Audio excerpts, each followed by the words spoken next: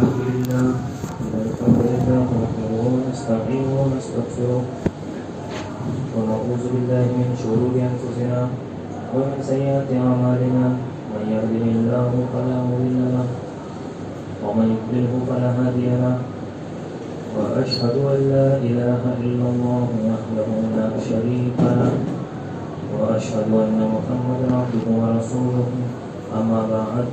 فإن خير الحديث كتاب الله وخير الهدي هدي محمد صلى الله عليه وسلم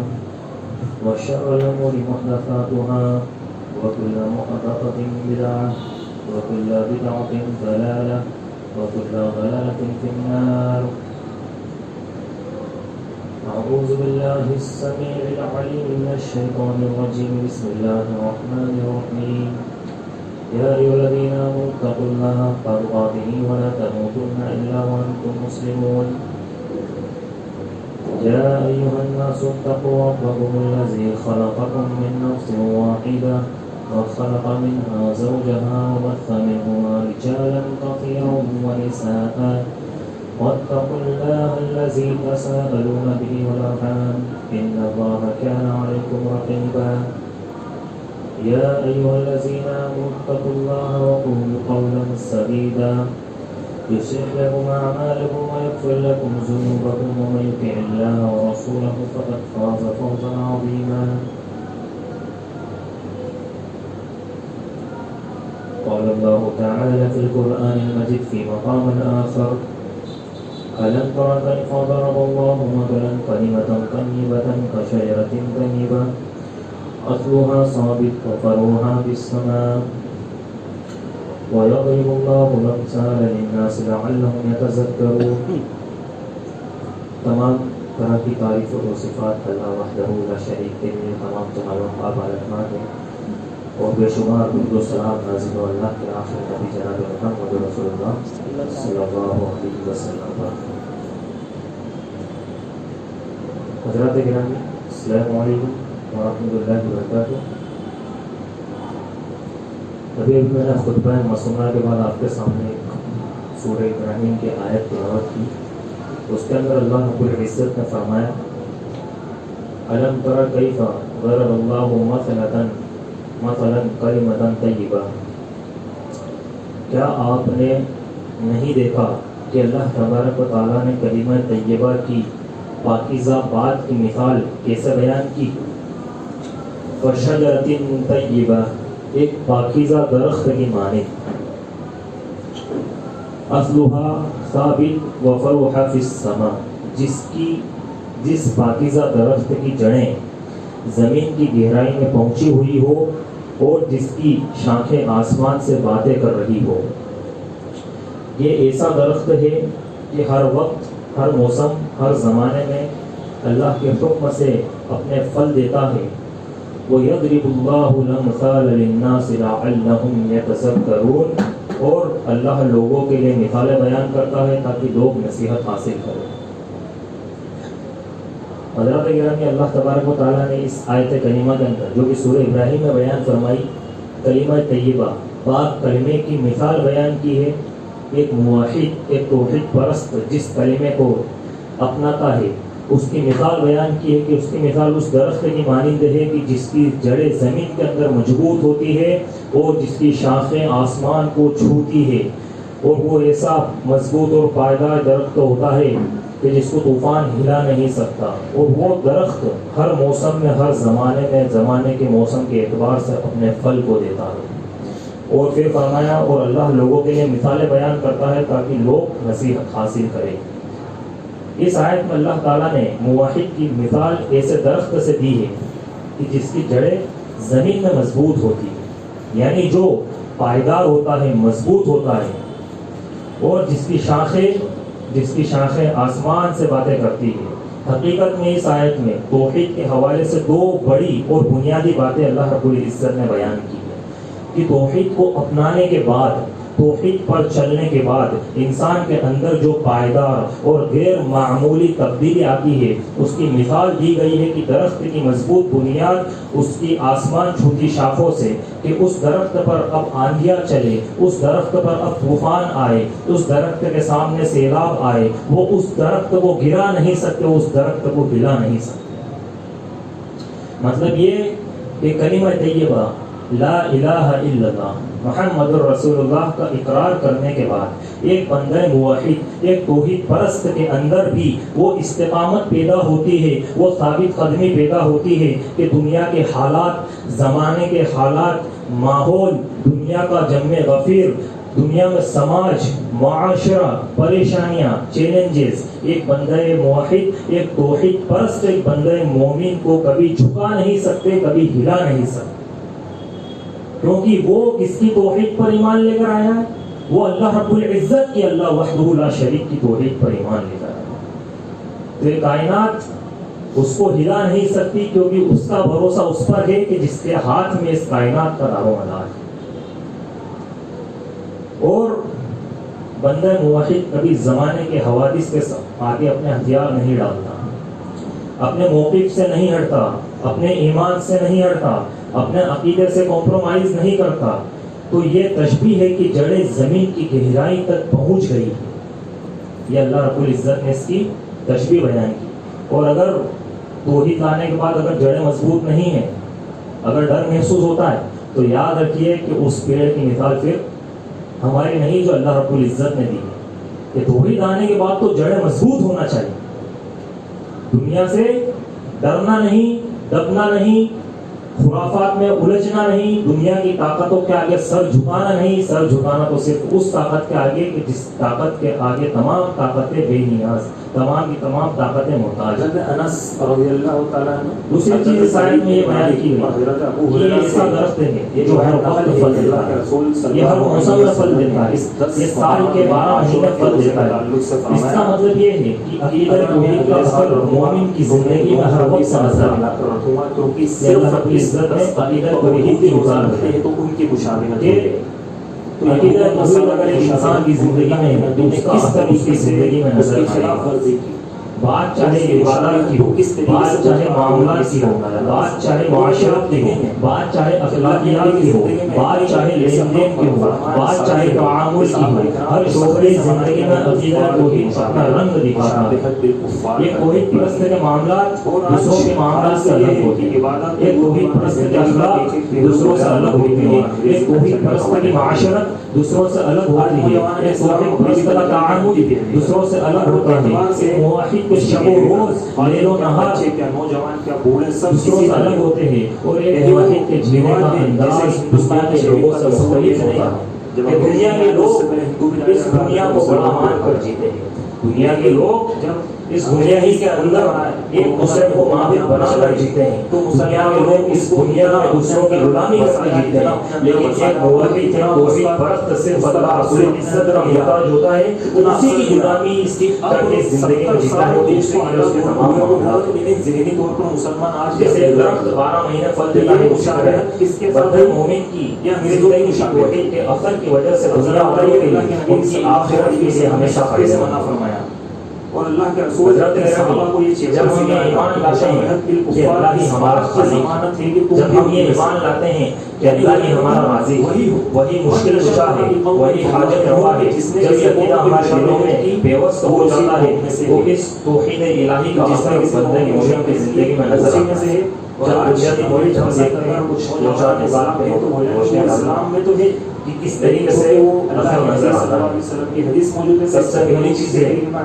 کہ وہ کے آنے کے بعد اسی وجہ سے کائنات کے تعلق سے اس لیے کیلنڈر ایک مومن بندے کا نقطۂ نظر بدل جاتا کا کیلنڈر بھی اس وقت موجود تھا، اس کے دیکھنے کا انداز بدل اور جاتا ہے۔ ہندوستان اور مصر کہ جب کوئی شخص توحید کو نہیں مانتا تو اس کو کائنات کی ہر چیز میں خدا نظر آئی، لیکن حضرت عمر نے اور جب کوئی شخص توحید کو مان لیتا ہے تو اس کو کائنات کے اندر اللہ رب العزت کی دی ہوئی مثال اور اللہ رب العزت کی نشانیاں نظر آ رہی کو نہیں اپنائیں، وہ کائنات کو اس نظر سے دیکھتا ہے کہ اللہ رب العزت کی قدرت ہے۔ کہیں کہ ہمیں وہ توحید پرست نہیں ہوتا، وہ دنیا کی عبادت کرنا لگ جاتا ہے، دنیا کی پرستش میں لگ جاتا ہے، اور وہ کنکر کی عبادت کرتا ہے، وہ جانوروں کی پوجا کرتا ہے، وہ حیوان کی پوجا کرتا ہے، وہ چاند کی پوجا کرتا ہے، وہ مردوں کی پوجا کرتا ہے، وہ مردوں سے مسئلے مانگتا ہے، وہ اتنا بے غیرت ہو جاتا ہے کہ جو اللہ رب العزت کی توحید کو نہیں مانتا وہ کہیں کا نہیں ہے۔ سانس میں سارا سنا وہ دنیا میں ہر چیز سے بڑے سے بڑے مسلمان وہ سورج کی پرستش کرتا ہے، وہ چاند کی پرستش کرتا ہے، وہ توحید پرست کا نقطۂ نظر اس کائنات کو دیکھنے کا یہ ہوتا ہے کہ یہ کائنات اللہ رب العزت نے میرے لیے بنائی،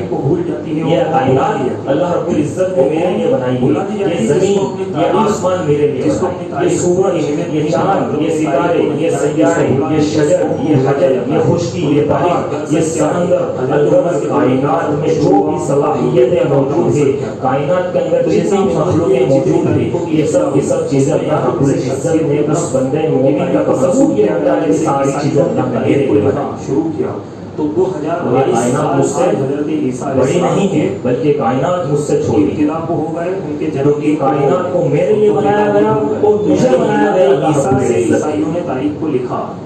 اس دنیا سے میرے لیے بنایا گیا اور مجھے کس لیے بنایا گیا؟ جو تاریخ ایک صلاتی و نسخی و محیایا و مماتی للہ رب العالمین، کہ شان و شوکت کہ میری نماز، میری قربتی، میرا جینا، میرا مرنا، تمام کی تمام چیزیں صرف اللہ رب العالمین کی۔ اسپیشل میٹنگ ہوئی عمر رضی اللہ تو یہ بندے مومن پر تو قربان تو اس سے یہ بات پتہ چلتی ہے کہ اگر انسان کے اندر توحید نہیں ہے تو اس کے اندر جینے کا تصور نہیں ہے، اس کے اندر جینے کا سلیقہ نہیں ہوگا، اللہ کا بہت بڑا احسان ہے کہ اللہ نے توحید کی نعمت سے ہمیں نوازا ہے۔ تو معلوم یہ ہوا کہ عید میلاد یہ ایک طرح ہم اس کی قدر کر لیں، سب سے پہلی چیز تو ہم اس کو سمجھ لیں، ہم اس کو جان لیں کہ اللہ رب العزت نے اس دنیا کا جو بیڑا پار ہوتا ہے، اس دنیا سے جو راستہ جنت کی طرف جاتا ہے وہ راستہ ہمیں دکھا ہے۔ اب یہ ہم یہ کہ اس راستے سے ہم بچے نہ پھرے نہ گھومے نہ ادھر ادھر نہ جائیں، شیطان کی چاہوں میں نہ۔ انہوں نے باقی تو اللہ رب العزت نے ہمیں اتنی بہترین زندگی عطا کی کہ ہمیں جینے کا تصور ہے، ہمیں روزی، ہمیں آخرت کی فکر دی، ہمیں آخرت کی تیاری کے لیے اللہ رب العزت نے ہمیں صلاحیتیں دی، ہمیں کھانے پینے کے لیے دیا، ہمیں مکان کی ساری چیزیں اللہ رب العزت نے دی۔ اس کائنات کو ہمارے راستہ آسان کر کے اس کائنات کو ہمارے لیے مسخر بنا۔ تو یہ ایک انقلابی سوچ ایک شخص کے اندر تھی، وہ صرف اس دنیا کے پیچھے بھاگتا ہے کہ جو دنیا توحید آنے کے بعد اس کے پیچھے آج کا طرز عمل اس چیز کو آپ یاد رکھیں کہ اگر توحید آ گئی تو دنیا ہم سے پیچھے بھاگے گی، کیونکہ دنیا اللہ رب العزت نے کہا کہ ہم نے اس کو تمہارے لیے مسخر کر دیا ہے۔ قرآن میں اللہ رب العزت نے فرمایا وَسَخَّرَ لَكُم مَّا فِي السَّمَاوَاتِ وَمَا فِي الْأَرْضِ جَمِيعًا، کہ اسے انسانوں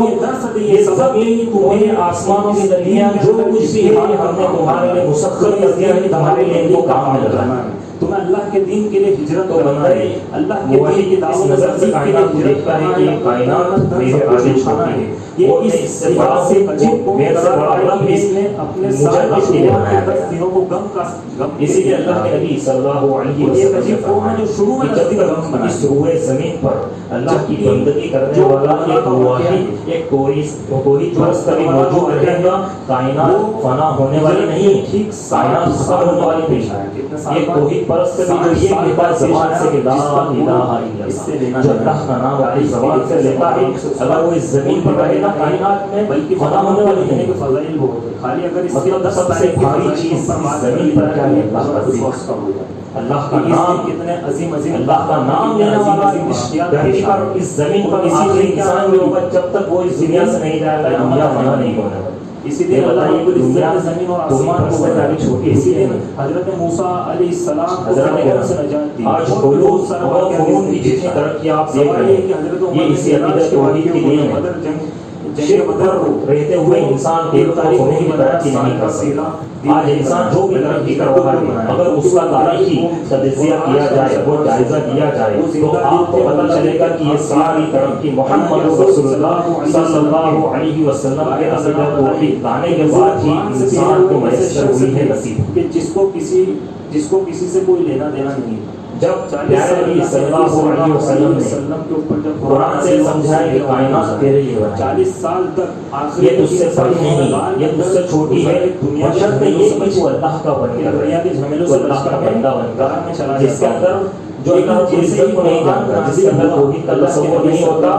وہ کائنات کی ہر چیز سے ڈرتا ہے، ایسا بتائیے کہ جس وہ کائنات کی طاقتوں سے ڈرتا ہے، وہ لوگوں کی طاقتوں سے لڑتا ہے، کہ اللہ کے وہ نبی پاور صلی سے اللہ لڑتا علیہ ہے، وسلم وہ پتہ نہیں کن چیزوں سے دنیا کے اندر لڑتا ہے، لیکن جب توحید اس کے پاس آ جاتا ہے تو اس کے دماغ سے صرف ایک بات رہتی ہے کہ 40 سال چاہے نئی ایجادات ہو جائے یا کوئی نئی پاور آ جائے، سپر پاور سے بھی بڑی پاور آ جائے، ہمیں ڈرنا ہوگا کس سے ہے؟ اللہ رب العزت سے ہے، جس کے ہاتھ میں اس کائنات کا داروغہ یا ہے۔ ایھا المدثر قم فانذر، قرآن مجید کی جگہ دوسری وہ حضرت گرامی، ایک چادر اوڑھ کے سونے اب دیکھیں دوسری چیز جو عقیدت توحید کو ماننے کے بعد انسان کے اندر آتی ہے وہ یہ ہے کہ ہر طرح کی غلامی سے انسان آزاد ہو جاتا ہے۔ لا الہ الا اللہ کا اقرار کرنے کے بعد ذہنی اور ظاہری ہر قسم کی غلامی سے ایک بندہ آزاد ہو جاتا ہے۔ کے نام دوسری وہ عید الموحد دنیا کے آگے بے خوف و خرچ چلا جاتا ہے۔ اہل خلافت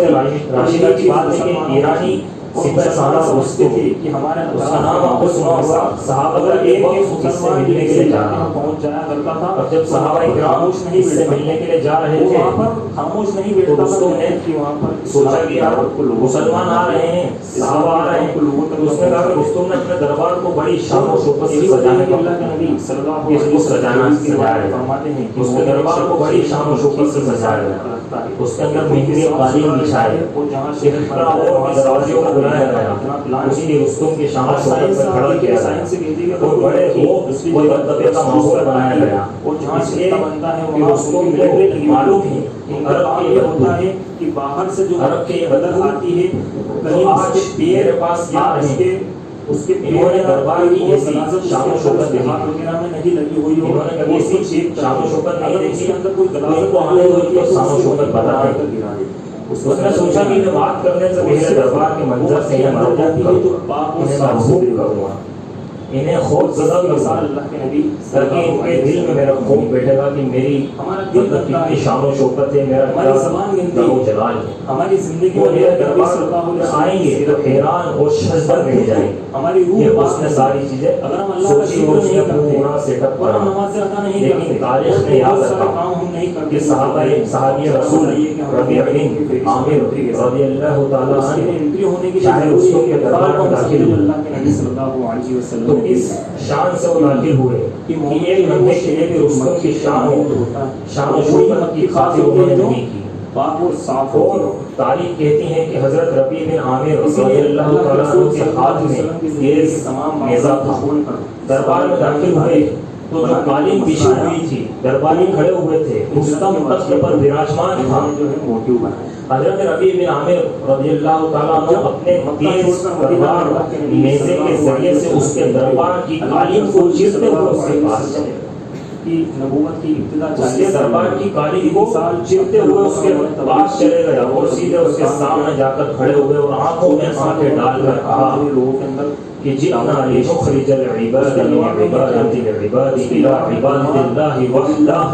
ومن زؤر الهديان إلى عدل الإسلام ومن زيد الدنيا إلى ساعة الآخرة۔ کہ رستم سن لے کہ ہم اس لیے آئے ہیں کہ بندوں کو بندوں کی غلامی سے آزاد کرا کر اللہ واحد کا غلام بنا۔ ہم اس لیے آئے ہیں کہ ادیان باطلہ کے زور و ستم سے نجات دلا کر اسلام کے عدل و امن کے زیر سایہ اور ادیان جو امانیوں سے نجات دلا کر آخرت کی وسعتوں میں انسانوں کو لے جائے۔ ہم اس لیے یہاں پر یہ تیرا تاج و تخت، یہ تیری شان و شوکت، یہ ہمیں ڈرا نہیں سکتی، ہمیں تمام چیزوں کے چلتے اللہ کے رسول اس کا حیران رہ گیا، یہ بتاؤ جس کو میں نے ڈرانا چاہا یہ تو کسی بھی چیز کو کسی کی شان و شوکت کو میری خاطر میں نہیں دیتا ہے۔ تمہاری یہ صحابہ کرام ہوگی، تم حبش کی طرف چلے جاؤ۔ یہ بات پتہ چلی پھر کہ وہ لوگ کفار نے جب یہ تمام یہ تاریخ اس بات کی وجہ سے کئی واقعات آپ کو ملے گا، اور وہ لوگ جو بادشاہوں کی نظر سے نظر نہیں ملا سکتے، ان کے درباریوں سے نظر سے نظر نہیں ملا سکتے، حالت کفر میں ان سے اس قدر ڈرتے ہیں کہ ان کا احترام کر کے زمین پر سر جھکا کر چلتے ہیں، گھٹنوں کے بل چلتے ہیں، لیکن جب حالت ایمان میں آتے ہیں تو وہ تیز سوار گھوڑے کی تعریف کے پاس جاتے ہیں اور جا کر اس کی آنکھوں میں آنکھ ڈال کر اللہ کی توحید کی دعوت دیتے ہیں، کیونکہ ان کو پتا ہے کہ اس شخص کی اس دنیا میں کوئی حیثیت نہیں ہے جو کہ یہ تمام کے تمام اللہ رب العزت کی ذات مکہ وہی جب پتہ چلتی ہے وہ جا کر اس طریقے سے دعوت پیش کرتے کبھی کھل کر اللہ کے نبی پر ہاتھ نہیں اٹھایا. آج کچھ لوگ ہمیں سبق سکھاتے ہیں اس کے بدبختوں نے پیارے نبی صلی اللہ علیہ وسلم پر ہاتھ بھی اٹھایا اور اللہ کے نبی پر بھی کر دیا کہ دعوت دینی ہے تو پہلے ان کے کلچر میں ڈالنا پڑے گا. پہلے سنت محمدی کو نعوذ باللہ اپنے چہرے سے تھوڑا چھپا کرنا پڑے گا. ان کے جیسا دیکھنا پڑے گا, ان کے جیسا لباس دیکھنا پڑے گا. تمام انبیاء کرام صحابہ کرام کو دیکھیے اللہ کے نبی کے پہلے تو جتنے بھی انبیاء کرام اللہ نے اس زمین وہ مشابہت چاہے وہ کفار بستیوں میں کیے ہو, چاہے وہ قوموں میں تمام بالکفار کو بہت دور کی بات ہے. اللہ کے نبی اس کی حکمت کے نام پر ان سے اگر توحید کی بات آتی ہے مشرک پر قائم رہتے تو نرم لہجے سے بھی بات کے غلبے کی نشانی اللہ تبارک و تعالیٰ یہ صحابہ کرام کا معمول ہے. یہ آپ کا جو دین ہے اسی طرز پر چل کر تمام دینوں ہمیں کامیابی ملنے والی. تمام سے افضل ہے جتنے بھی نبی اس کائنات کے اندر آئے ان تمام کے تمام آپ اسی طرح حضرات گرامی عقیدت توحید انسان کو توہمات سے آزاد کر دیتی ہے. مشرکین جو ہوتے ہیں وہ وہم کے دلدلوں میں الجھے ہوئے بات یہ چل رہی تھی, ان کا ذہن ہمیشہ وہم میں ہوتا ہے, وہ ذہن سے آزاد نہیں ہوتے تو توہمات میں ہمیشہ رہتے ہیں. اس کے بعد موحد یہ نہیں سوچتا کہ اپنے گھر کے اوپر الو بیٹھ گیا اور میرا گر کر آواز لگانی کس طریقے سے گھر میں کوئی حادثہ ہوگا. اس طریقے کے کئی سارے وہ کتنے بیان کیے جائے. یہ کتاب پوری ہوگی اس طرح کی کہ بلی راستہ کاٹ گئی اور پتہ نہیں کیا کیا کر چکے. اور یہ ساری چیزیں آج جہاں مسلمانوں کا سب جو شرک کرتے ہیں ان کے اندر یہ چیزیں عام ہیں. اب ذرا بھی سوچیے ایک بندہ جو مشرک ہوتا ہے تو اس کے ذہن میں ہمیشہ توہمات رہتے ہیں. وہ ان چھوٹی چھوٹی چیزوں سے ڈرتا ہے, محبت کرتے ہیں, وہ ان چھوٹی چھوٹی چیزوں سے ہمارے یہاں آ جائیے آپ مدینہ. اور اللہ رب العزت جب توحید پرست ایک بندہ بن جاتا ہے تو اس کا آزاد ہو جاتا ہے, اس کو آزاد ہے. کہا کہ ٹھیک ہے میرے لیے اللہ رب العزت کی طرف سے قرآن میں اللہ رب العزت نے فرمایا وَإِن يَمْسَسْكَ اللَّهُ بِضُرٍّ فَلَا كَاشِفَ لَهُ إِلَّا هُوَ وَإِن يُرِدْكَ بِخَيْرٍ فَلَا رَادَّ لَهُ إِلَّا هُوَ. کہ اگر اللہ رب العزت کو نقصان پہنچانا چاہے, مقدر میں نقصان لکھ دے, سونا ہے آپ تو کوئی بھی بڑی طاقت بڑی کتنی بڑی کیوں نہ معاملہ پیش آیا وہ اس کو دور نہیں کر سکتی, اس کو روک نہیں سکتی, روکنے کی طاقت نہیں رکھتی. اور فرمایا وَإِن يُرِدْكَ بِخَيْرٍ فَلَا رَادَّ لَهُ إِلَّا هُوَ. اور اگر اللہ رب العزت ارادہ کر لے خیر کا, ایک بندے کی بھلائی کا ارادہ کر لے تو دنیا کی کوئی طاقت اس کو نقصان نہیں پہنچا سکتی.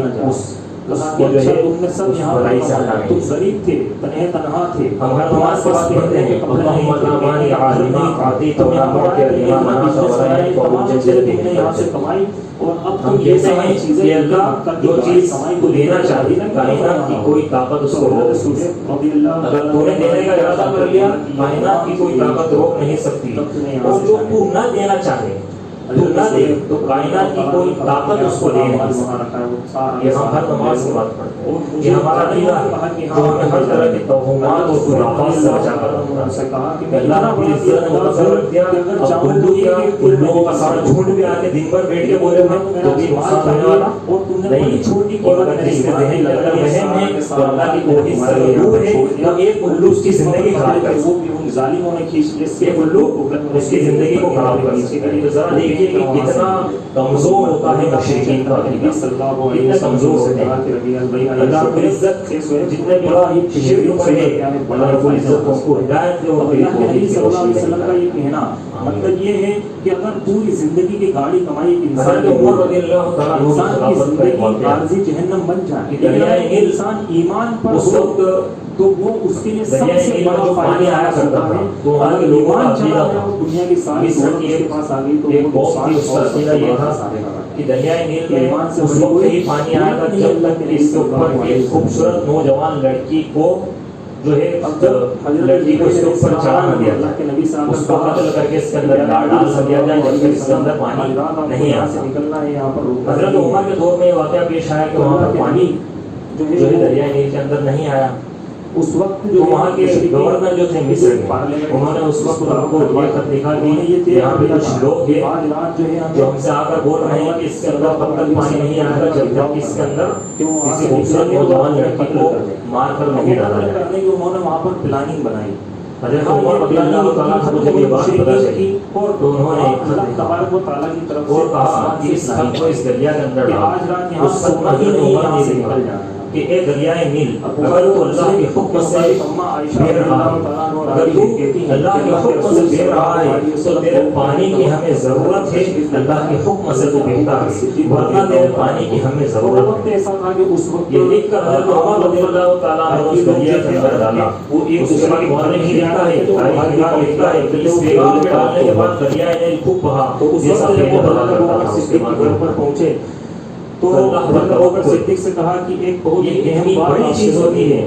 اور کتنی عظیم چیز والے یا رسول اللہ صلی اللہ علیہ وسلم فرمائیے کیا بات ہے. تو اللہ کے رسول نے کہا کہ یہ نکل خوش ہو جاؤ کہ آج رات ہمیں ہجرت کرنا ہے. حضرت اکرامی اسی طرح رضی اللہ تعالیٰ عنہ نے جب بات اللہ کے نبی سے سنی تو اس خوشی میں یہ بھی نظر آیا اور کہا کہ اللہ عجیب ساتھ شان استغنا پیدا ہو جاتی ہے. تو اللہ کے نبی نے کہا کہ یہ صرف اللہ کو عالمین کے تعالیٰ نے تمہیں ہجرت مانگتا ہے تو صرف اللہ رب العزت سے مانگتا ہے. ابو بکر صدیق رضی اللہ تعالیٰ عنہ رب العزت کے تعالیٰ انہوں نے یہ بات اللہ کے نبی سے تو صرف اللہ رب العزت صلی اللہ علیہ وسلم تو اگر مراد مانگتا ہے تو صرف اللہ رب العزت سے. جب ہجرت کا موقع ہے تو اللہ العزت کے کرم سے اللہ رب العزت کے فضل سے اس دنیا میں تو آ گیا لیکن اس دنیا میں آیا تو نے اور اللہ کا شریک ٹھہرا دیا. اس سے یہ پتہ چلتا ہے مجھے بھی انسان یہ کھڑا کر لیا اگر تو شریک ارادہ ہے تو اللہ اپنی عزت و ارادوں کو ایسے لوگ آج دنیا میں ملتے ہیں پورا کرتا ہے. اور ایسے ایک نہیں ہے کئی واقعات ایسے نہیں یہ صحابہ کرام نے کس کے کرم سے کیسے ہیں تو ان کے لیے حکومت اللہ کے حکم سے آتے ہیں. ان کے 9 مہینے ماں کے پیٹ میں زندہ رہتے پانی کے اندر کس کے حکم سے زندہ رہتے ہیں. ابو بکر صدیق رضی اللہ عنہ نے دعا دیا جائے تو مر جائے. اللہ کے حکم سے ماں کے پیٹ کے اندر پانی میں زندہ رہتے ہیں. دنیا میں آتے ہی لوگوں نے پیروں فقیروں کو پکارنے لگ جاتے ہیں کہ یہ اولاد کے سردار اور تلوار لے کر ان کے اللہ کے عالمین کے لائن سے کھڑے ہو گئے.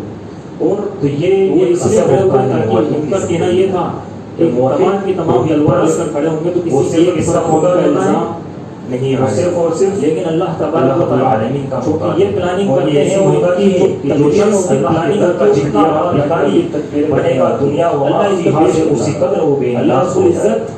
یہ مکر چلتے ہیں جتنا بڑا بھاری بنے گا خیرنا ذاکرین یا سب سے بہترین جو ہے پلاننگ قرآن ہے. حضرت موسیٰ کو قرآن ہمیں پیش نہیں کر سکتا کہ موسیٰ کے مقابلے میں موسیٰ علیہ السلام کے مقابلے میں عیسیٰ کے جن کا جادوگروں کا بلایا ہوا حضرت علی رضی اللہ تعالیٰ عنہ کو فرعون نے جادوگر کو بلایا اور چھوڑے جو اسپیشلسٹ ہیں جادو کے ان کو بلایا جو ہے امانتیں ہیں ان کو لا کر اور یہ فرعون کے سامنے پیش کیا لوٹا دینا. جادوگر کو یہاں پر دیکھیے کہ فرعون کو کس نے بلایا تھا ختم کرنے کے لیے کھڑے ہوئے ہیں اور اس وقت پتہ نہیں کہ ہماری زندگی آگے کی سیڑھیاں امانتیں میرے پاس جیت گئے ہی انہیں لوٹا. ہمارا کام اس سے یہ پتہ چلا کہ ایک مسلمان تو روح کی بات ہے اگر کوئی یہ ہے اگر وہ آپ کی جان لینے پر کوئی بلا ہے تو پہلے آپ اس کو اس کی امانت لوٹاؤ اگر اس نے آپ کو عابد سمجھ کر امانت آپ کو دی. تو فرعون نے کہا اس سے آج اگر تم نے موسیٰ کو شکست دے دی انکم اذا لمن المقربین علی رضی اللہ عنہ ہمیشہ امانتیں روالی بنا اور اللہ کے نبی نے انہیں اپنے بستر پر سلایا. اس وقت آپ سبھی جانتے ہیں کہ اس وقت کا اللہ کے نبی اس کو مانا صلی اللہ علیہ وسلم انا رب کو بلانا اور لوگ اس سے رب گھر سے باہر نکلے. مطلب بادشاہت تو بہت چھوٹی آدمی اللہ کے نبی نے اس سے اونچی کیٹیگری کا تھا قتل کرنے تو اپنا آپ کو بڑا برا کرتا تھا لوگ اس کی عبادت نہیں کر رہے ہوتے. اللہ کے نبی نے یہ بات بولی کہ ہمیشہ ہمارا درباری بنانے میں جادوگر نہ خوش ہو گئے سب وہ خوش ہو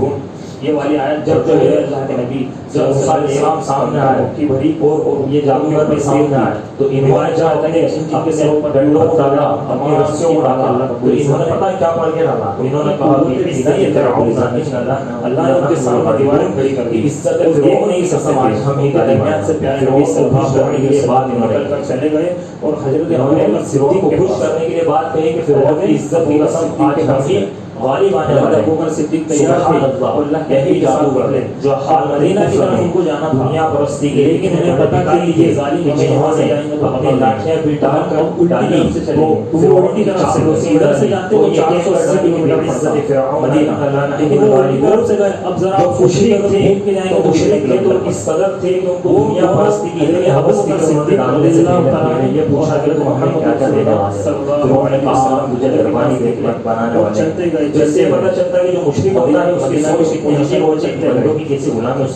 سمت چلتے رہے حتیٰ کہ ایک پہاڑی پر جادوگر وہاں پر انہی جادوگروں اللہ کے نبی صلی اللہ علیہ وسلم پہنچے، جو ہے جنہوں نے حالت پوری دنیا پر تقریری زمین تھی، جنہوں نے فرعون کی عزت کی قسم میں چپل نہیں، جب جادوگروں نے دیکھا کہ موسیٰ کے پاس جو طاقت ہے، وہ چڑھ رہے ہیں، موسیٰ علیہ السلام کے پاس جو طاقت ہے وہ جادو نہیں، ان کو وہ کوئی اور چیز ہے، وہ جادو سے بہت زیادہ بڑھ رہے کے بل پر بھی زمین پر چڑھ رہے ہیں، اس وجہ تمام کے تمام جادوگر سجدوں میں رس رہا تھا، تمام کے تمام چڑھنے کی سکت پھر ساختہ اللہ کے سجدے میں گر پڑے، کہنے لگے آمنا برب العالمین رب موسیٰ و ہارون کہ ہم اللہ رب العالمین پر ایمان لے کر آتے ہیں جو ہمارا رب ہے، ہم موسیٰ و ہارون کے رب پر ایمان لے جب اوپر چڑھے یہ ان کی زبان سے بے ساختہ نکل پڑا، جب انہوں نے یہ کہا تو فرعون کو غصہ آ گیا، فرعون کہنے لگا تمہارا ہاتھ پھر میں کاٹ ڈالوں گا، تمہیں سولی پر میں چڑھا دوں گا، تمہاری جان میں لے لوں گا، تمہیں ایسا عذاب دوں گا۔ عقیدہ توحید ایسی شان و شوکت اور اتنا پیدا کرتا ہے کہ انہوں نے اس چیز کو گوارا کیا، انہوں نے کہا کہ حالت ایمان پر آنے کے بعد انہوں نے یہ بات فرعون سے کہی کہ تو صرف یہاں پر ہمیں اذیت پہنچا سکتا ہے، تو زیادہ سے زیادہ ہماری جان لے سکتا ہے، لیکن تو ہماری آخرت کو برباد نہیں کر اس کے اوپر رکھ لے دو۔ اللہ کے نبی صلی اللہ علیہ وسلم کا اثر ہوتا ہے انسانی زندگی پر، وہ دنیا سے کیا ہو جاتا ہے، اللہ کے نبی کو نیند آ گئی، وہ دنیا سے نہیں ڈرتا، تھوڑی دیر گزری ہے لیکن کعبہ اسے ذرا نہیں گزرے، ابھی تھوڑی دیر پھر انہوں نے سوراخ پر رکھا تو اس میں سے ایک زہریلا جانور آ گیا، انہوں نے یہ بات فرعون کے سامنے رکھی، کاٹا تو حضرت فرعون نے بہت کنٹرول ہمیں ہماری زندگی پر، جب فرعون نے کہا کہ ہاں میں ہمیشہ اپنا بھائی رہا، فرعون کے غلام سے اس قدر نہ بولو، اس کی آنکھوں سے ہمیں فرعون کی عزت کی قسم، فرعون کا ڈر اتنا ان کے دل کے اندر تھا کہ اللہ ہار بھی جاتا تو اس سے ڈر جاتے اور بھاگ جاتے، لیکن وہ ہارے اور انہوں نے جب موسیٰ علیہ السلام کا معجزہ دیکھا تو وہ اس رب واحد کی توحید کو سمجھ کر وہ اسی پر ایمان لایا، انہوں نے اپنی جان اسی طرف صدا کرنے کو کہتے ہیں کہ مجھے ایسا لگا کہ اللہ کی عالم توحید ہے، اس کے اثرات جو میں نے چند آپ کے سامنے رکھے اس سے یہ پتہ چلتا ہے کس طریقے سے نظر آتے ہیں۔ اللہ سلام سے دعا ہے بیٹا اللہ کے نبی صلی اللہ علیہ وسلم صحابہ کرام نے اٹھایا، اس کی راہیں ہم بڑی آسان سمجھتے ہیں، ہم سمجھتے ہیں کہ بڑی آسانی سے ہم اس سے نکل کر چلے جائیں گے، لیکن دراصل آزمائش آنا ایک انسان کی زندگی پر طے ہے۔ اگر وہ ایک مومن ہے تو مومن کی زندگی پر اللہ رب العزت کی طرف سے آزمائش آتی ہے۔ پھر کفار جو ہے وہ ڈھونڈتے ہوئے ان کو پہنچ گئے، اب قریب تھا کہ اس غار کے قریب پہنچ گئے اور دیکھ لیتے کہ نیچے کہ یہ دونوں یہیں پر بیٹھے ہوئے ہیں، لیکن اللہ رب العزت نے ان سے وہاں پر ان کی اس فہم کو چھین لیا کہ وہ نیچے بھی دیکھتے، نیچے دیکھنے کی توفیق اللہ رب العزت نے ان سے چھین لی۔ ابو بکر صدیق تھوڑا گھبرایا، کہا اللہ کے نبی اب تو یہ پاس آ گئے، اب تو پکڑ دیں گے۔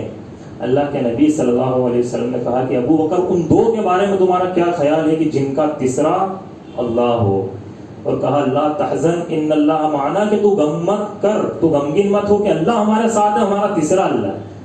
تو یہ توکل دراصل اللہ کے نبی صلی اللہ علیہ وسلم کا ریلیشن بتاتا اللہ تبارک و تعالیٰ کے ساتھ کہ کتنا مضبوط توکل کہ اللہ ہمارے ساتھ ہے، اور اللہ رب العزت نے انہیں وہاں سے بچایا۔ تین دن پیارے نبی اس غار میں رہے، جمعہ، ہفتہ اور اتوار۔ پیر کے دن 1 ربیع الاول کو یہاں سے نکلے اور ایک لمبا چکر کاٹ کر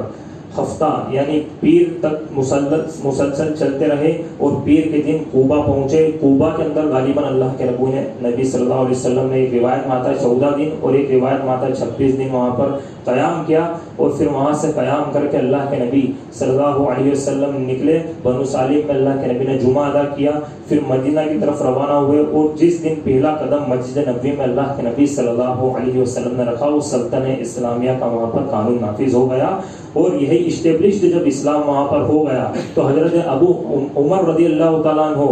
نے اس دن کو جو ہے اسلام کا پہلا دن اور اسلامی سال کا پہلا سال قرار دیا۔ تو یہ دراصل اس کے پیچھے کی تاریخ، یہ بتانے کا مقصد یہ تھا کہ محرم الحرام جو کہ پہلا مہینہ ہے، یہ ہمیں یاد دلاتا ہر بار آ کر کہ مسلمانوں تمہارا مقصد کیا ہے، تمہارا کام کیا ہے، تمہیں کرنا کیا ہے، تمہیں جینا کس کے لیے، تمہیں مرنا کس کے لیے۔ یہ ساری چیزیں کون سا مہینہ میں آ کر یاد دلاتا ہے؟ اسلام آ کر یاد۔ تو یہ وہ انقلاب تھا جس کو حضرت عمر نے ہجری